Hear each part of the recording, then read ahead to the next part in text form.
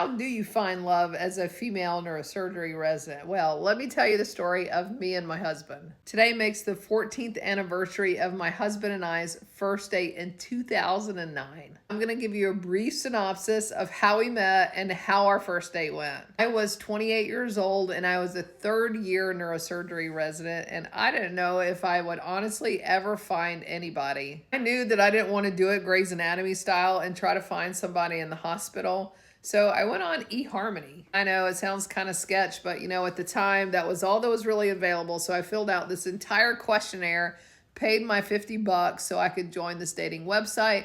And I dated several people over a couple of years' time, and nothing really just kind of panned out for me. Really, nothing went forward once we started talking about work, because I think a lot of guys were honestly intimidated by my profession. Long story short is that when I joined eHarmony, they give you a list of matches, and my husband and I were actually one of the very first 5 matches that I got when I joined the app 2 years before I met him. I remember reading his profile. I remember his cute little profile picture, but I never reached out to him because I felt that the man should approach the woman. I actually joined this app during internship because I wanted to try to get out and meet new people because I moved from another state and I was just trying to put myself out there. Fast forward 2 years later, I was on my neurology rotation as a third-year resident and I had a lot of time on my hands. So I got back on the app to find out that Ray had actually messaged me. We talked on the phone, and the first conversation that I had on the phone with him, I was actually out of town because it was Christmas and I was at my parents' house.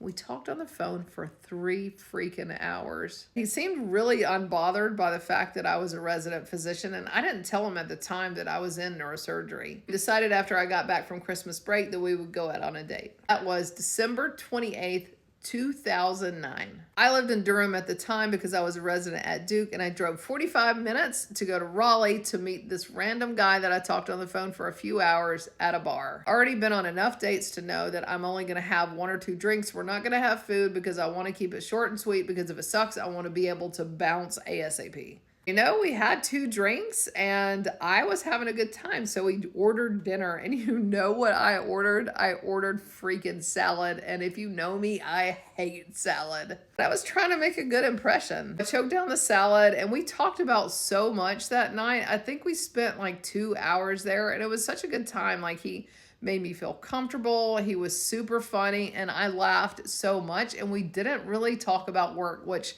at the time for me was like really very much of a relief. After we were done, he walked me to my car and he did get a little goodnight kiss. And little did I know that the reason why he walked me to my car is he wanted to see what I drove. I know what y'all are wanting to know. What I drove is a BMW 328i. It was actually a pretty hot ride. That was the first of many wonderful dates we had, and I think after about 3 months of dating, I knew that he was the one. That's a recap of our first date, and we still have those Coors Light glasses that we had that night and had our first beer together. You never know when you go out on that first date that it may be the person that you're going to meet and spend the rest of your life with. So I was lucky enough to have found that night, and the rest is history.